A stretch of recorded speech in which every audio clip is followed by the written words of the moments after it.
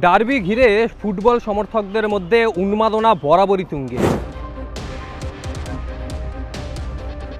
মোহনবাগান সমর্থকরা জানে কালকে কি হবে।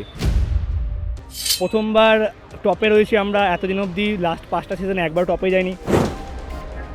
হ্যাঁ, ডার্বি তো অলওয়েজ 50-50। আমরা কালকের ম্যাচটা জিতছি, 2-0 গোলে জিতছি।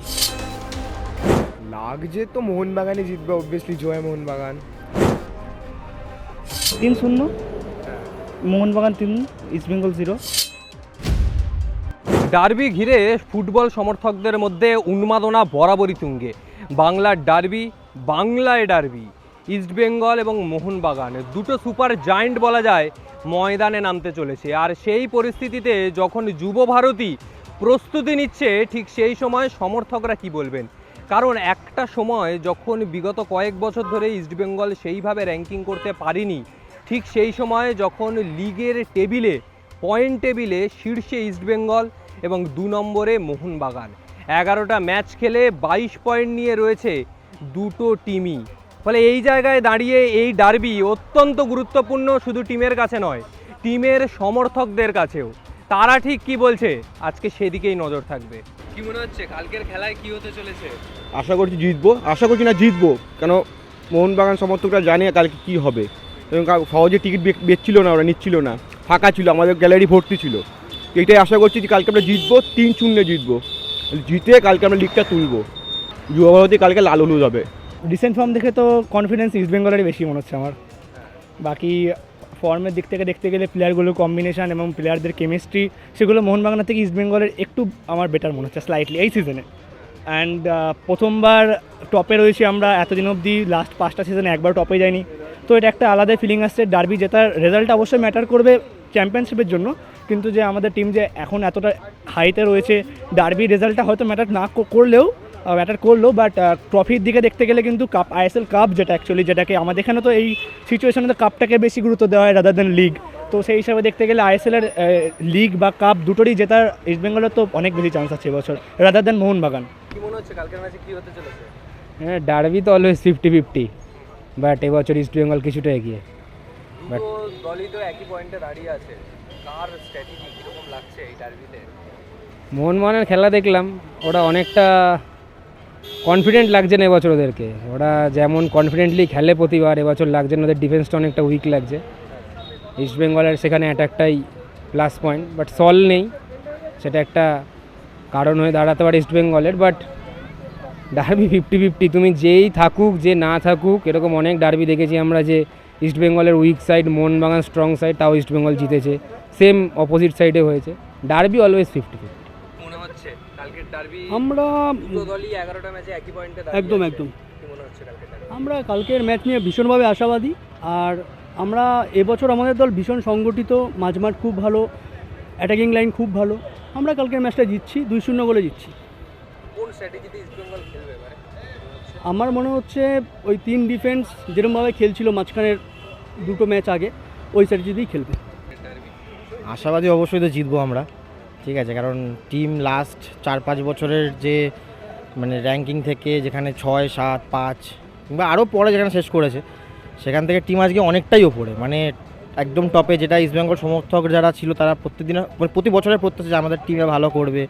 তো সে বছর অস্কার ব্রুজের তরফে, মানে অস্কার ব্রুজের সাহায্যে আমরা এতটা, অবশ্যই টিমের তো টিম গেম তো রয়েছেই, তাদের জন্য আজকে আমাদের টিম এতটা ওপরে, এখন টপে।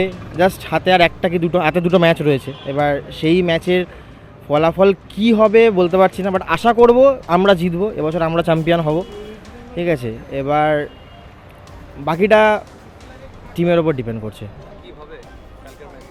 লাগছে তো মোহনবাগানই জিতবে, অবভিয়াসলি জয় মোহনবাগান।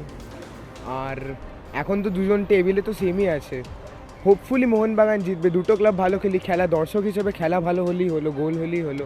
আমি মোহনবাগান ফ্যান বলে আমি চাই মোহনবাগান জিতুক, যে ইস্টবেঙ্গল ফ্যান সেও চাইবে ইস্টবেঙ্গল জিতুক। নেটে ভালো খেলা হওয়া উচিত, বাকি জয় মোহনবাগান। কালকের ম্যাচে খেলা দেখে তারপরে বুঝবো কি হবে। দুটো তো দলের মধ্যেই তো প্রচণ্ড, সে ছোটো থেকেই দেখে আসছি। এখন আপাতত দেখা যাক কাল কি হয়। কটা টিকিট নিলেন? আপাতত দুটো আছে, আর দুটো সব অন্য ফ্রেন্ডরা আসবে। আমি এসেছিলাম এদিকে, তখন বললো আমারটাও কালেক্ট করে দে, তাই এটা নিতে এসেছি। কালকে তো আমি তো ছোটো থেকেই মোহনবাগান জিতি, মোহনবাগানের উপরেই আছি। কি মনে হচ্ছে কালকের ম্যাচে কি হবে? 3-0 মোহনবাগান 3, ইস্টবেঙ্গল 0। বহুদিন পর ইস্টবেঙ্গল কিন্তু পয়েন্ট টেবিলে এসছে উপরের দিকে, কিন্তু দুটো দলই 11টা ম্যাচে 22 পয়েন্টে দাঁড়িয়ে আছে। কি মনে হয় এবার? না, ইস্টবেঙ্গল ভালো খেলেছে, চান্স আছে, বাট আমাদের প্লেয়াররাও রেডি আছে, কোচ আছে, কোচের ট্যাকটিক্স আছে। আশা করি আমরাই জিতছি। আর ডার্বি আমাদের আইএসএল আমরা এগিয়ে রয়েছে ওদের থেকে, এখন জিততে পারিনি, ড্র করেছি, ওরা এখন আমাদের থেকে জিততে পারেনি, তো আমরাই জিতবো। এটা আমাদের টিমের প্রতি আমাদের আর জিততে হবে, কারণ আমাদের শ্রদ্ধেয় টুটু বাবুর জন্য আমাদের ডার্বিটা জিততেই হবে। হারের এখানে ড্রয়ের কোনো জায়গা নেই, সর্বশক্তিতে জিততে হবে, এবং এছাড়া কোনো গল্প নেই, আমাদের জিততেই হবে। কি মনে হচ্ছে কালকের ম্যাচে কি হবে? কালকের ম্যাচে অবশ্যই তো চাইবো আমরা তো মোহনবাগান জিতুক, হ্যাঁ, দেখা যাক কী হয়। তো পয়েন্ট টেবিলে একদম 1 নম্বরে চলে এসেছে, হ্যাঁ, কি মনে হচ্ছে? ইস্টবেঙ্গলও তো প্রস্তুতি নেবে। সে তো নেবেই, কিন্তু শেষের হাসিটা আমরাই হাসবো, দেখা যাক তারপর কী হয়। নিশ্চয়ই হোপফুল, দেখা যাক কী হয়। টিমটা অতটা ভালো পারফর্ম করছে না, কিন্তু সভ্য সমর্থকরা সবাই বিশ্বাস নিয়ে আসছি যে জিতবো।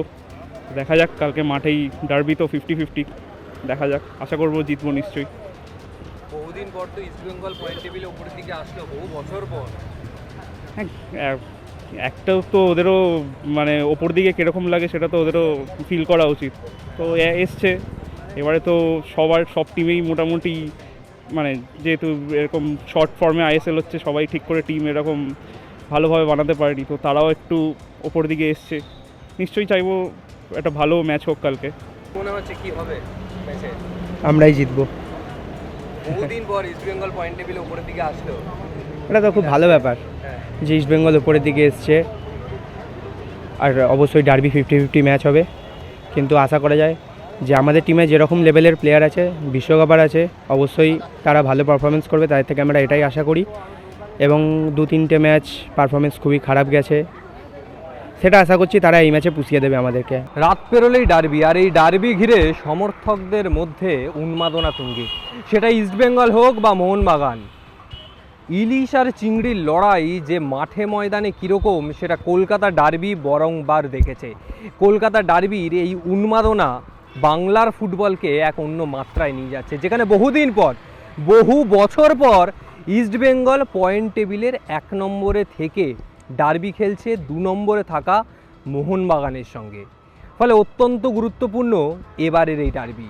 ফলে এখন ফলাফল কি হয় সেদিকেই নজর, এবং সমর্থকরা তারা দুদলই আশাবাদী যে এবারের ডার্বি তারাই জিতবে। কারা জিতছে এখন সেটাই দেখার। ক্যামেরায় প্রসেনজিতের সঙ্গে রিক, আর প্লাস নিউজ, কলকাতা।